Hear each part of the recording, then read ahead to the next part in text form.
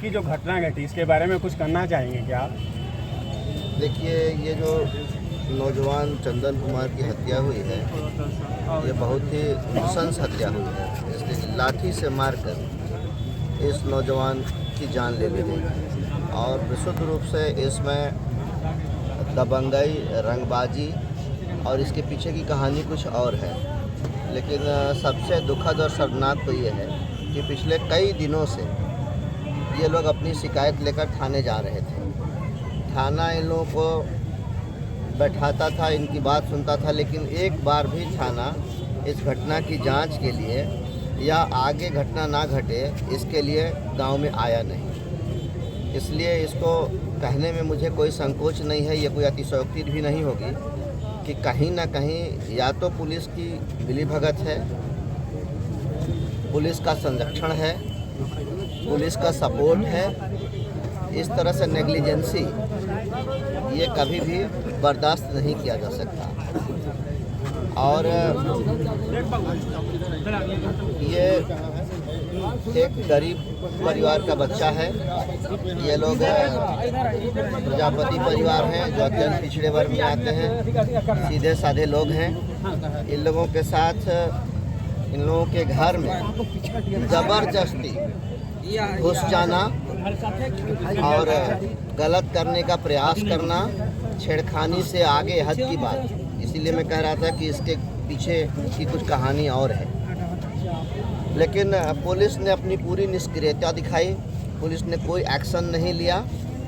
अगर police action में आती तो हो सकता था कि इस नौजवान की जान नहीं जाती, समय पर अगर पुलिस एक्शन में आ जाती तो। इसलिए इस पूरे परिवार, जनता और हम सारे लोग, हम भारतीय जनता पार्टी के लोग किसी भी तरह से किसी भी प्रकार के अपराध को कभी समर्थन नहीं दे सकते। हम हमेशा इसका विरोध करते हैं और करते रहेंगे। अभी तक जो कार्रवाई हुई है वो संतोषजनक भी नहीं है। केवल खानापूर्ति की गई है। गिरफ्तारी के नाम पर कुछ बूढ़े लोगों को उठाया गया है। जो असली 12 लोग हैं, 12 में 7 तो एकदम जान मारने में हैं, उनकी गिरफ्तारी किसी एक की भी नहीं हुई है। इसलिए आक्रोश है जनता में और जनता चाहती है कि जो असली अपराधी हैं उनकी गिरफ्तारी हो। लेकिन पुलिस अभी भी लिपापोती का ही प्रयास कर रही है, ये दिखाने का प्रयास कर रही है कि इसमें गिरफ्तारी हुई है, जो कि एक दिखावा है, जो एक लिपापोती है। जंगल राज के दृश्य इसको आप किस रूप में लेते हैं वर्तमान मौजूदा स्थिति को देखते हुए? इसको मैं इस रूप में लेता हूँ कि बिहार में नीतीश कुमार जी की कृपा से जंगल राज पार्ट 2 का आगमन पूरी तरह से हो गया। जब बिहार में जंगल राज कायम था पार्ट 1 1990 से लेकर 2005 तक, तो चौथे प्रयास में 95, 2000, 2005 में 2 चुनाव, चौथे प्रयास में जंगल राज से मुक्ति के लिए बिहार की अमन चैन पसंद जनता ने जनादेश दिया। सुशासन कायम हुआ, कानून और व्यवस्था की स्थिति नियंत्रित भी हुई, विकास के काम भी तेज हुए। लेकिन श्री नीतीश कुमार जी को विकास और अमन चैन पसंद नहीं रहा। उन्होंने एक नहीं अनेक बार पलटी मारा और बिहार को इस गर्त में पहुंचाया।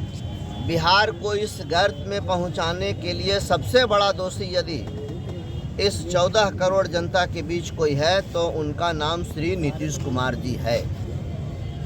उन्हीं की कृपा से जंगल राज पार्ट 2 का आगमन हुआ है। जनता त्रस्त है, लेकिन जनता बेबस महसूस कर रही है, लाचारी महसूस कर रही है। समय आने पर जनता इसका जवाब देगी, क्योंकि जनता को रोज रोज ये अधिकार नहीं होता कि वो सत्ता को पलट दे। समय जब आएगा, चुनाव जब आएंगे, तब जनता को अधिकार होता है और जनता अपना अधिकार लेकर रहती है। इसीलिए मैंने कहा कि चौथे प्रयास में बिहार में अमन चैन आया था, विकास की गति भी तेज हुई थी, लेकिन नीतीश कुमार जी ने अपने राजनीतिक स्वार्थ में विकास और अमन चैन दोनों को लात मारा, जनता को धोखा दिया और बिहार में इस तरह से अभी बिहार के जो अत्यंत पिछड़े वर्ग के लोग हैं, अनुसूचित जाति के लोग हैं, बाकी सामान्य वर्ग के लोग हैं, ये सारे लोग त्रस्त हैं किसी न किसी वजह से। गुंडागर्दी हावी है बिहार में, शराब की अवैध बिक्री, अवैध धंधा ये चरम पर है। शराबबंदी के बावजूद बिहार में पहले जितनी शराब बिकती थी सरकारी आंकड़ों के अनुसार, उससे 5 गुने से भी अधिक शराब की बिक्री हो रही है। एक समानांतर, एक पैरेलल इकॉनमी कायम हो गया है शराब के इल्लीगल व्यापार से, और अपराध भी उसी के चलते हो रहा है। बिहार में अपराध बालू और दारू इसके कारण बढ़ा हुआ है। नीतीश कुमार जी चादर ओढ़कर सोए हुए हैं, उनको कोई चिंता नहीं है, बिल्कुल अनमनस्क हो गए हैं, वो सैचुरेटेड हो गए हैं।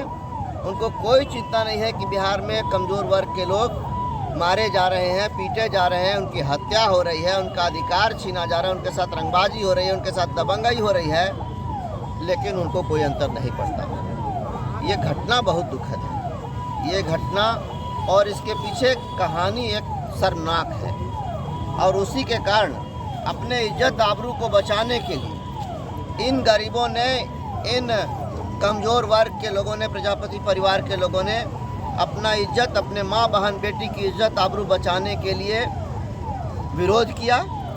पुलिस के पास गए, पुलिस ने कोई एक्शन नहीं लिया। नतीजा है कि एक नौजवान की जान चली गई और अभी भी लीपापोती हो रही है। बूढ़े लोगों को उठाकर कहा जा रहा है कि इस केस में तो गिरफ्तारी हो गई है। तो इस तरह से हम लोग भी समझते हैं कि गिरफ्तारी किसकी होनी चाहिए, उसकी नहीं होके खानापूर्ति, तो ये तो किसी भी तरह से बर्दाश्त नहीं होगा।